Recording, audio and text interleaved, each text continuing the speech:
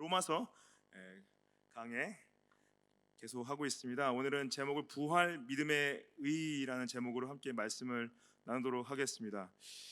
3장의 말씀이요. 로마 3장이 이 전적인 타락, 모든 사람들이 죄인이고 우리가 그 누구도 하나님 앞에 범죄하지 않은 자가 없다 말한 가운데서 사도 바울이요, 오직 믿음으로 말미암아 하나님 앞에 우리가 의롭게 설 수 있음을 3장에서 말하고 난 다음에 4장에서 그것의 실내로 놀랍게도 신약의 인물을 예로 든 것이 아니라 구약의 인물을 예로 들어서 이 이신칭이 믿음으로 말미암아 의롭게 되는 복음을 증명하고 있는 것을 저희가 지난주에 봤습니다. 오늘 그 후반부를 함께 같이 복용하는데요. 지난주에 저희가 아브라함이 유대인의 조상이라고 이제 사도 바울이 4장을 시작을 했죠. 그리고 아브라함이 행위로는 자랑할 것이 없다 그래요. 왜냐하면 유대인들은 대부분 아브라함이 행위로 말미암아 의로운 사람이라고 생각하고 있었는데 그 생각을 완전히 깨는 말이었죠. 그래서 아브라함이 그 자신의 행위로 말미암아 의롭게 된 것이 아니라 하나님께서 그 믿음으로 말미암아 의롭게 여겼다라는 말씀을 창세기 15장 6절 말씀을 인용하면서 말을 했고, 또한 그리고 설명하기 위해서 어떤 노동자가 임금을 받는 건 당연한 권위인데 하나님께서 그를 이롭게 하신 것은 노동자가 받는 임금 같지가 않고 선물로 은혜로 주신 것이다.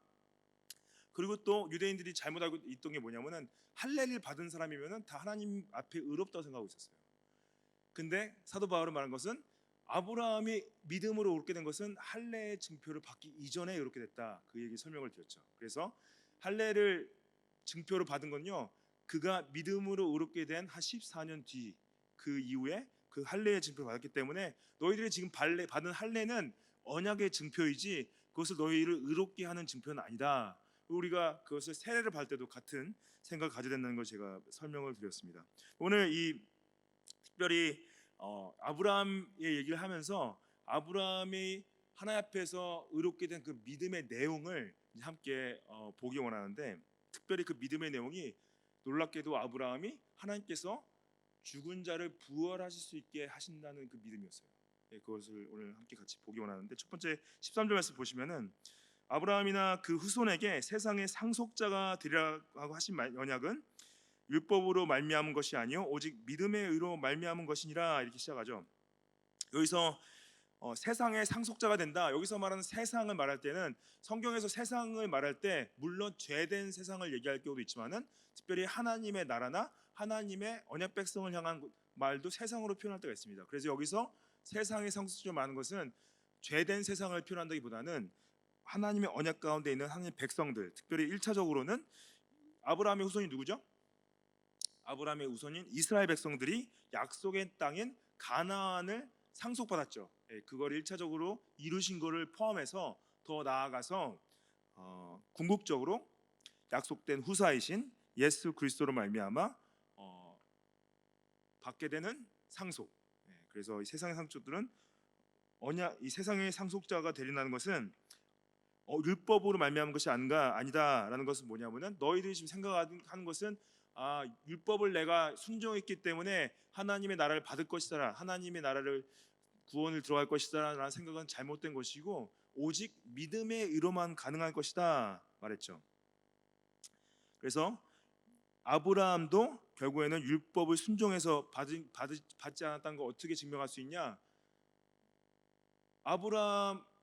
아브라함이 모세 전 사람이죠. 모세가 아브라함 이후 430년 이후의 사람입니다. 근데 하나님께서 율법을 주신 것은 아브라함 이후 440년 지나서 모세를 통해서 이스라엘 율법을 주셨죠. 그래서 그들이 생각하기에 우리는 하나님 나라의 상속자다고 생각하는 것이 모세의 율법을 지켰기 때문에 의롭고 하나님 나라의 상속자를 받는다 생각했는데 아니다. 아브라함을 기억하라. 아브라함은 모세 율법을 받기 전에 이미 하나님이 주신 그 믿음으로 말미암아 의롭게 됐다라는 것을 말하는 거죠. 그래서 그 안에 있는 사람들은 그 믿음으로 말미암아 다 같이 의롭게 된다. 14절 말씀에 만일 율법에 속한 자들이 상속자이면 믿음은 헛것이 되고 약속은 파기되었을 것이다. 그렇다. 만약에 율법에 속한 자들, 결국에는 율법의 근원을 두는 자들, 율법을 통해서 의롭게 된다고 생각하는 사람들, 착하게 살면 천국 간다고 생각하는 사람들은 그러면 믿음은 헛것이다 말하는 거예요. 왜냐하면 본인이 일을 했기 때문에 번 거라고 생각하는 거죠. 그러면은 약속이 파기된다. 이 약속은 뭡니까? 하나님께서 아브라함에게 주신 그 약속은 파기될 것이다. 왜냐하면은 아브라함이 의롭게 된 것도 율법으로 말미암아 의롭게 된 것이 아니라 그의 믿음으로 말미암아 의롭게 됐기 때문에 그 약속이 파기될 것이다 말하는 거죠. 그래서 율법을 다시 한번 설명합니다. 15절 말씀 보시면은 그 율법은 진노를 이루게 하나니 율법이 없는 곳에는 범법도 없다. 그래서 왜 율법으로 말미암아 의롭게 되는 것이 잘못된 것이냐? 율법은 진노를 이루게 한다. 이것은 좀 이상하죠. 왜냐하면 하나님께서 이스라엘 백성들에게 율법을 주셨을 때 그러면은 그들에게 진노를 주기 위해서 줬냐? 그런 의미가 아니고요. 율법이 왜 진노를 이루게 하냐? 율법을 주신 가장 큰 목적은 뭐냐면은 우리가 죄인됨을 알게 하시기 위해서 주신 거죠. 우리가 죄인됨을 알 수 있다는 것은 뭐냐면은 이게 하나님의 기준이고 하나님의 진리인데 나는 이거를 다 이룰 수가 없구나, 행할 수가 없구나. 나는 계속 범죄하고 죄를 범하고 있기 때문에 나는 죄이니까 죄인은 공의로우신 하나님께서 심판하셔야지. 그래서 율법은 진노를 가져올 수밖에 없구나라는 것을 알게 하시기 위해서 주셨다는 거죠. 근데 율법이 없는 곳에 범법도 없다. 이건 뭐냐면요, 죄의 기준이 사라진 곳에는 죄를 깨닫게 하는 능력이 없다는 거예요. 여러분들, 우리가 지금 이 탈현대 시대, 포스트 모더니즘 가운데 대부분 이 전 세대 그 현대주의 아니면 그 전에 이성주의, 그때는 뭐냐면은 그 철학자들이 도덕률에 대해서 이 도덕률이 어디서 왔냐라는 그 디스커션이 계속 있었어요. 어떻게 우리 안에 이런 도덕적 기준이 있을까? 그래서 진화론자들도 이 도덕적 기준이 진화되었다고까지도 설명합니다. 근데 지금은 그런 질문을 던지지 않아요. 왜 도덕적 기준이 있어야 되냐 질문을 던져요. 도덕적 기준이 없어도 된다고 생각하는 거죠. 근데 이 세상이 대부분 철학적인 질문을 던질 때 도덕적 기준과 세상이 창조된 시작된 세상이 시작된 원리를 같이 질문을 던집니다. 뭐냐면은 예를 들어서 만약에 세상이 시작된 것이 절대적인 존재가 절대적인 기준을 가지고 시작했다, 그러면 거기에 도덕적 기준이 생기는 거예요. 근데 세상이 시작된 것이 어떠한 만들어진 것이 아니라 영원 전부터 이 물질들이 존재를 했고 이런 것들이 어떤 진화를 통해서 만들어져 왔다면은 절대적인 기준이 필요 없다는 거죠. 그래서 이 인본주의를 기본으로 한 도덕률은 절대선이 없고 나라와 세대마다 그 각자의 문화별로 도덕률이 상대적이다 주장하고 있는 겁니다. 우리는 뭡니까? 그래서 하나님이 살아계시다면은 하나님의 기준이 우리한테 주어진 것이고 하나님이 살아계시지 않다면은 그냥 인간이 만들어낸 기준으로 우리가 살아가고 있는 거예요. 근데 하나님께서는 나는 너희에게 나의 기준을 보여줬고 내가 보여준 이 기준은 너희들이 죄된 죄인임을 알게 하는 것이고 그 죄인들한테는 분명히 진노가 있을 거야 말씀하시는 거죠.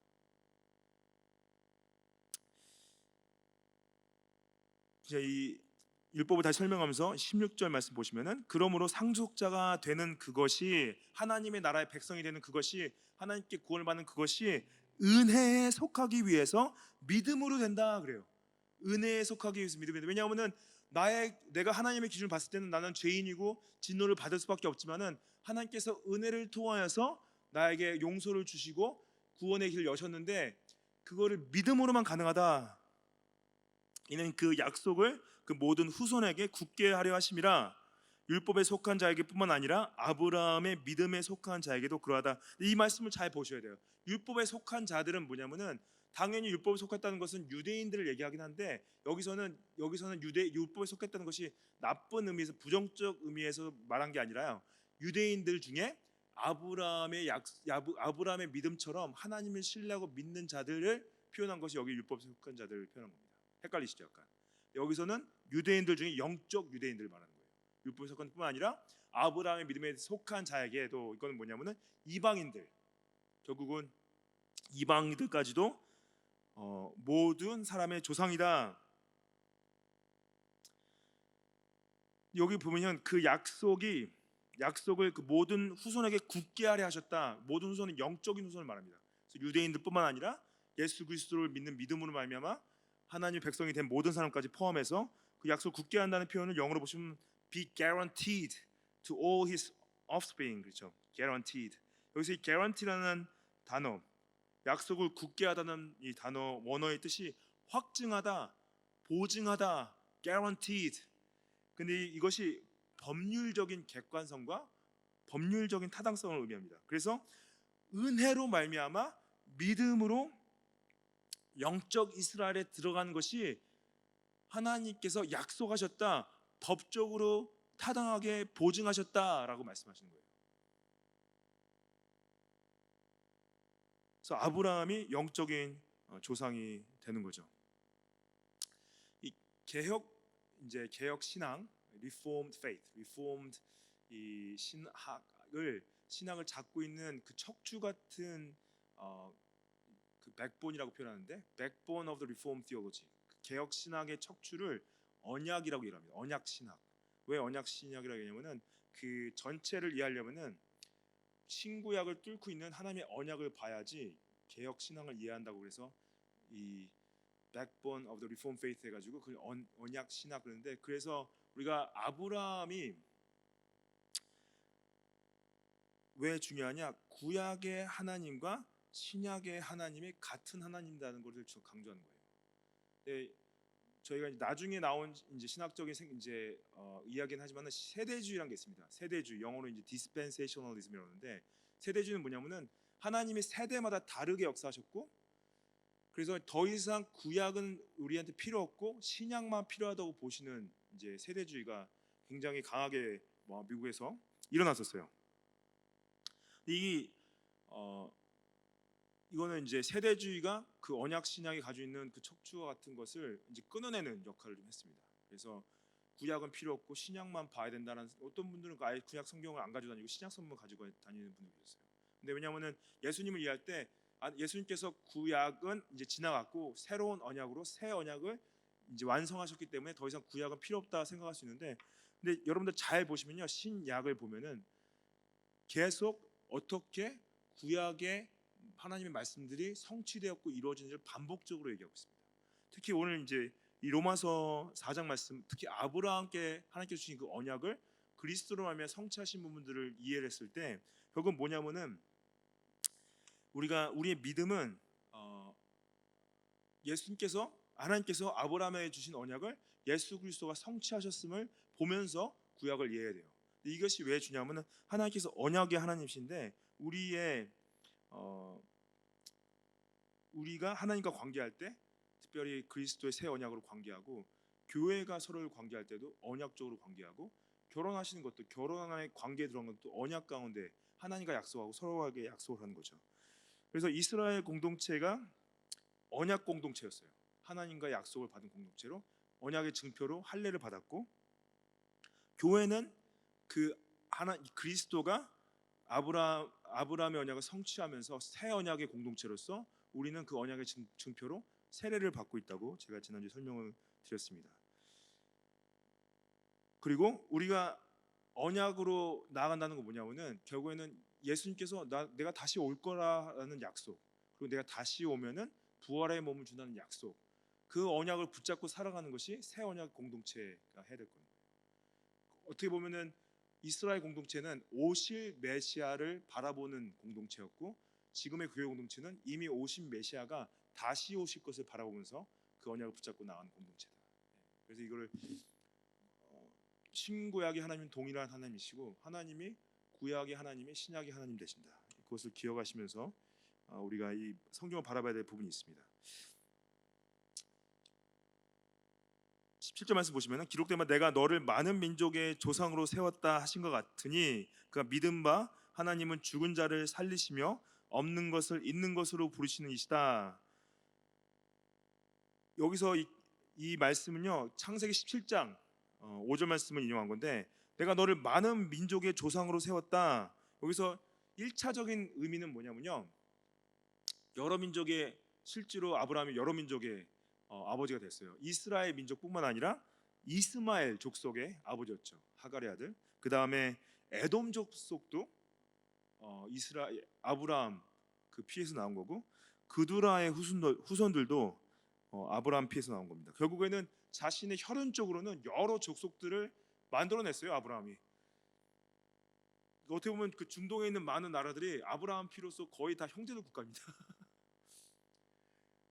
그런데 이 좀 더 궁극적인 의미는 뭐냐면은 단순하게 그것이 아브라함을 통해서 혈연적인 많은 족속들이 나온 것뿐만 아니라 영적으로 많은 족속이 그리스도 안으로 들어오게 되는 거죠.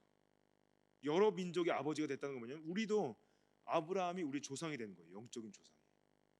그걸 얘기하고 있는 거죠. 그래서 이 17장 5절에 보시면은 이때 이것을 약속을 주시면서 아브라함을 아브라함이라고 이름을 주시죠. 여기서 다시 아까 17절 말씀 보시면은 잘 보십시오. 이 언약을 줬을 때 뭘 믿었냐? 그가 믿은 바는 하나님은 죽은 자를 살리시며 없는 것을 있는 것으로 부르시는 이시다. 이거 굉장히 중요합니다. 이 오늘 제가 말씀드린 것 중에 이 말씀 굉장히 제일 중요해요. 아브라함의 신앙의 내용이 뭐였냐면은 단순히 하나님을 믿는 것뿐만 아니라 하나님이 누구신지를 믿는 건데, 하나님이 어떤 분이시냐면은 하나님은 죽은 자를 살리실 수도 있는 하나님이시다. 그리고 없는 것을 있게 존재하지 않는 것을 존재하게 만드시는 분이시다. 그 아브라함의 믿음의 내용이었어요. 근데 이것을 이제 두 가지 이제 의미로 성경이 설명하고 있는데, 첫 번째는 뭐냐면은 첫 번째는 이삭의 출생에 대해서 얘기할 때 아브라함이 믿었던 걸 얘기합니다. 왜 그게 부활을 믿은 것이냐? 다 아시죠? 아브라함과 사라는 신체 나이가 이미 아이를 가질 수 있는 나이를 지났어요. 사라는 여자로서 폐경을 했고 아브라함은 100세가 넘은 상태에서 성적으로는 활동을 할 수 없는, 본인들은 이미 죽은 상태나 다름없던 거예요. 이해가 되십니까? 우리는 더 이상 생명을 창출할 수 있는 능력이 사라져 있다. 근데 아브라함이 믿어야 될 건 뭐냐면은 그래도 하나님께서 나에게 약속의 자손을 주실 것이라는 믿음이 있어야 되는 거예요. 본인의 이거는 어떻게 보면 인간의 상식을 좀 뛰어넘는 거죠. 이거는 여러분들 비상식이라 생각하시면 안 됩니다. 하나님은 지극히 상식적이신데, 왜냐하면 하나님은 나는 인간이 아니라고 말씀하시는 거예요. 나의 능력은 인간을 뛰어넘는 초자연적인 능력을 가진 하나님이다라는 걸 보여주시는 거죠. 그래서 이거를 히브리서 기자가 어떻게 설명하냐면 히브리서 11장 11절에 믿음으로 사라 자신도 나이가 많아 단산하였으나 잉태할 수 있는 힘을 얻었다 그래요. 놀랍게도 아브라함만 믿음을 가지고 있던 것이 아니라 사라도 같이 믿음을 가지고 있다고 표현합니다. 12절 말씀에 이러므로 죽은 자와 같은 한 사람으로 말미암아 하늘의 허다한 별과 해변의 무수한 모래와 같은 많은 후손이 생기겠다. 이건 뭐니? 사라는 이미 자신은 아이를 가질 수 없는 죽은 자와 같았다고 생각했는데 그래도 그 믿음을 저버리지 않았다는 거예요. 그것이 아브라함과 사라가 가지고 있었던 믿음이다. 하나님은 그렇지. 하나님은 하실 수 있지. 나의 몸은 더 이상 가질 수 없지만 하나님이 원하시면 하나님은 가지게 할 수 있지. 두 번째 의미는 뭐냐면은 아브라함이 이삭을 드리는 사건 아시죠? 이것을 히브리서 기자가 어떻게 표현합니까? 히브리서 11장 17절에 아브라함은 시험을 받을 때에 믿음으로 이삭을 드렸으니 그는 약속들을 받은 자들에 그 외아들을 드렸다. 이는 말씀하시기를 내 자손이라 칭할 자는 이삭이라 말미암았음이라. 그가 하나님이 능히 이삭을 죽은 자 가운데서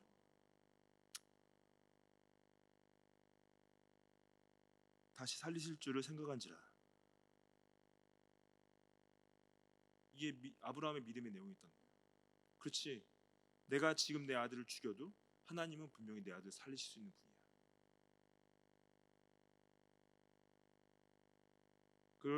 그래서 이거를 어떻게 생각하냐, 비유컨대 그를 죽은 자 가운데서 도로 받은 것으로 생각했어요.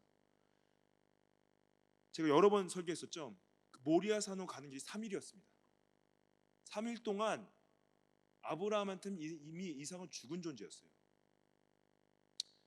제단에 올라갈 때도 죽은 존재였어요. 이미 죽은 존재였어요. 죽일 생각이었어요. 왜냐? 왜 죽일 생각이었냐? 분명히 하나님께서 약속하셨어요. 이삭으로 말미암아 하나님께서 모든 민족과 열방을 축복하실 것이다 약속하셨기 때문에 내가 얘를 죽여도 하나님은 분명히 살리실 수 있다. 그걸 비유로 경험했다는 거예요. 저는 솔직히 좀 더 나아가서 아브라함이 하나님께서 자신의 아들이신 예수님을 죽이시는 것을 간접 경험한 겁니다. 그래서 돌아봤을 때 하나님께서 준비하신 대속제물인 그 순양을 봤을 때 예수님이구나. 예수님께서 나의 죄를 위해 대신 죽으시는구나. 그걸 본 거죠. 그래서 기뻐했습니다. 아브라함. 예수님께서도 말씀하셨죠. 아브라함이 나를 보고 기뻐했다. 그러니까 사람들이 그러잖아요. 제정신이냐고. 2000년 전 사람인데 당신이 어떻게 그 사람이 당신을 보고 기뻐했냐고 그러죠. 18절 말씀 보시면은 아브라함이 바랄 수 없는 중에 바라고 믿었으니 이는 내 후손이 이 같으리라 하신 말씀대로 많은 민족의 조상이 되겠다. 이게 여러분들 믿음이 뭐냐? In hope he believed against hope. 바랄 수 없는 중에 바라는 것이 믿음이다. 소망이 없는 중에 소망 안에 있는 것이 믿음이다. 이런 믿음을 가지고 계십니까? 저는 이런 믿음이 있으면 좋겠습니다.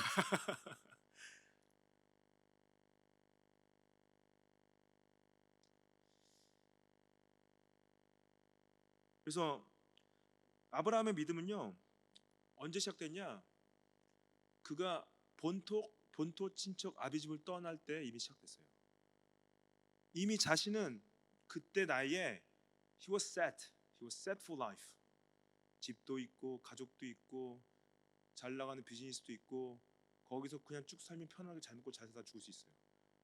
근데 하나님께서 부르셨죠. 내가 너 많은 민족의 조상이 되게 할 거야. 떠나라. 근데 이게 하나님의 명령이 인간적으로 봤을 때 비상식적으로 보일 때가 있어요. 비정상적이거나 비이성적으로 보일 때가 있습니다. 근데 잘 보십시오.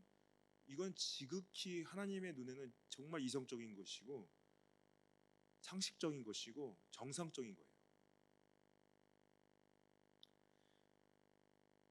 제가 시드니에서 멜번으로 떠날 때 정말 많이 들었습니다.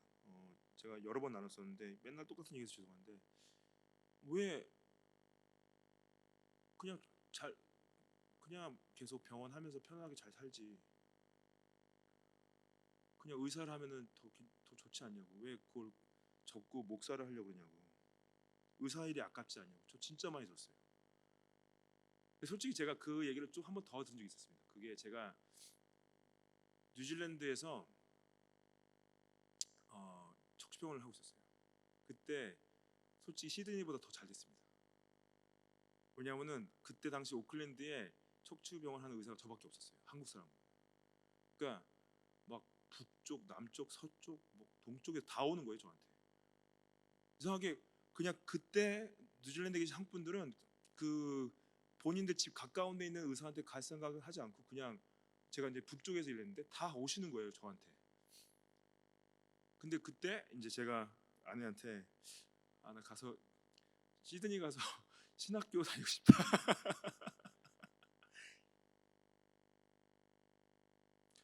그때 그때도 그냥 믿는 친구들은 그렇게 생각하지 않았어요. 왜냐하면은 그렇지 하나님 부르시면 가야지. 근데 안 믿는 친구들은 제가 제정신이니까. 예.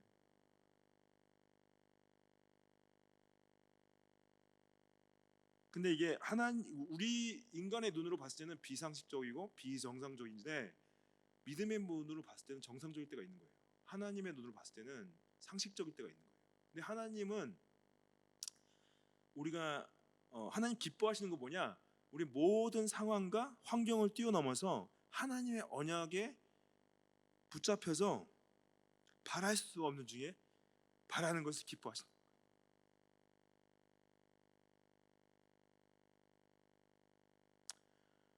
연약하죠. 왜냐면 우리가 우리 믿음이 너무 이거밖에 안 되나. 근데 우리는 많이 연약하고 많이 부족하지만은 연약하고 부족한 자들 사용하셔서 하나님 당신 나라 이루어 가신다.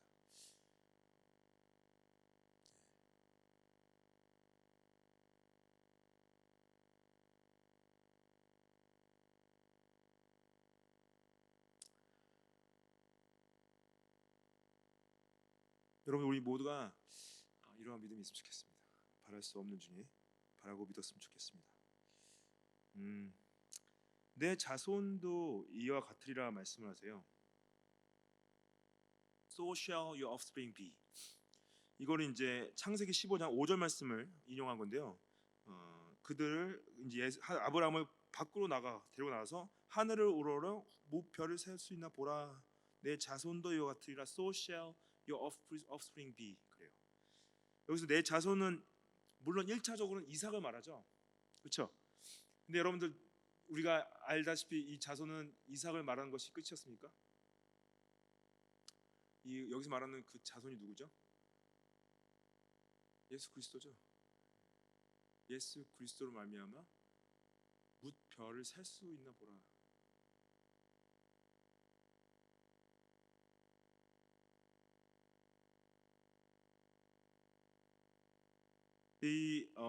아브라함의 믿음을 이제 또 아브라함의 믿음은 바랄 수 없는 중에 바라는 믿음이었고요. 아브라함의 믿음은 약해지지 않는 믿음이었다. 이 19절 말씀 보시면은 그가 100세나 되어 자기 몸이 죽은 것 같고 사라의 태가 죽은 것 같음을 알고도 믿음이 약해지지 않았다. 근데 이게 제가 이제 아까 말씀드린 부분이 반복적인 부분이 하지만 저는 이 표현이 굉장히 좋아요. 믿음이 약해지지 않았다. 자신의 상황을 봤을 때는 자신의 몸을 봤거나 아내의 몸을 봤거나 상황을 봤을 때는 충분히 믿음이 약해질 수 있는 상황이었는데 그가 믿음이 약해지지 않았다. He did not weaken his faith. 왜 약해지지 않았냐? 결국에는 이 믿음이 약해지지 않은 건 결국에는 아브라함이 가지고 있었던 하나님의 언약에 대한 확실성, 하나님의 언약이 확실하다는 것이 이 믿음의 강도와 비례했다는 거죠.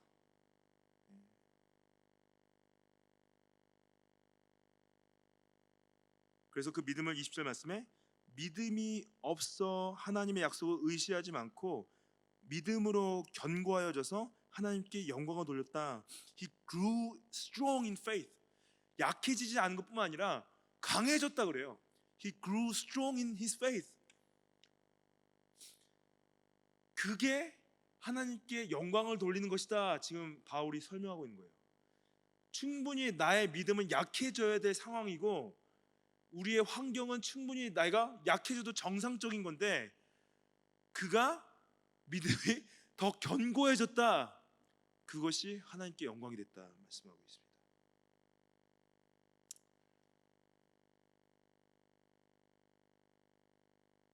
그래서 제가 설명드렸지 21절 말씀에 약속하신 그것을 또한 능히 이루실 줄을 확신했다 그래요. 결국에는 그가 믿음이 약해지지 않고 더 견고해지고 강해진 것은 하나님께서 자신의 약속을 능히 이루실 줄 확신했기 때문이다.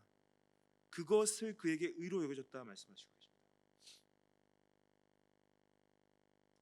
근데 이거 보면요, 여러분들 사도 바울이 솔직히 아브라함의 연약함도 말할 수 있었어요. 근데 말하지 않고 지나가죠. 아브라함의 연약함이 뭐였습니까? 아브라함도 의심했어요, 솔직히. 아브라함이 의심했던 건 뭐냐면은 하나님께서 사라가 아니라 하갈을 통해서 주시려나? 그래가지고 하갈을 품어서 이스마엘을 낳게 됐죠. 근데 이 지금 100세가 됐을 때는 이미 이스마엘이 14살 정도 됐을 때예요. 이스마엘이 이만큼 컸는데 충분히 이스마엘 보고 아 이스마엘인가 보다 생각할 수 있는데 그렇게 생각 안 했어요. 아 분명히 하나님께서 약속의 자손을 사라를 통해서 주실 거구나. 믿었다는 거죠. 그래서 23절 말씀에 그에게 의로 여겨졌다 기록된 것은 아브라함만 위한 것이 아니요 의로 여기심 받은 우리도 위함이다. 곧 우리 주를 죽은 자 가운데 살리신 이를 믿는 자다 말씀하시죠. 아브라함이 그렇게 믿었다는 것은 아브라함이 그 믿음을 통해서 믿음을 선물로 받아서 하나님 앞에 의롭게 된 것은 우리를 위한 것이다 말씀하세요. 우리 주를 죽은 다음에 살리신 이 믿는 자다. 우리를 위해서 그렇게 하셨다고 말씀하세요. 우리도 우리의 행위가 아니라 하나님의 약속을 신뢰하는 그 믿음을 통해서 우리가 의롭게 되는 것이다. 우리의 믿음의 내용은 무엇이냐? 아브라함의 믿음의 내용은 오실 메시아를 믿는 거였고요. 우리의 믿음의 내용은 25절 말씀입니다. 25절 말씀 보시면은 예수는 우리가 범죄한 것 때문에 내줌이 되고 또한 우리를 의롭게 하시기 위하여 살아나셨다. 이게 복음이에요. 예수님께서 우리의 죄 때문에 죽으신 것 그리고 우리를 의롭다 하시기 위해서 부활하신 것 이것이 복음입니다. 이걸로 우리가 우리 믿음을 지켜나가는 거죠. 그래서 우리 아브라함을 바라볼 때 결국은 우리가 믿음으로 의롭게 될 수 있음은 아브라함이 믿었기 때문에 가능했다. 이거 보셔야 돼요. 하나님께서 그를 통하여서 어떻게 자신이 은혜로 우리를 구원하시기를 이미 구약에서 보내셨고 구약 전체가 하나님의 은혜입니다. 율법도 하나님께서 은혜를 주신 것이고 결국 모세 율법을 주신 것도 우리 죄를 알게 하시고 어떻게 그 은혜를 통해서 구원하실지를 보이신 거죠. 그리스도의 죽음과 부활에 우리가 붙잡힌 바 돼서 오늘 하루도 믿음이 약해지는 것이 아니라 견고해지는 믿음 가운데 서기를 원합니다.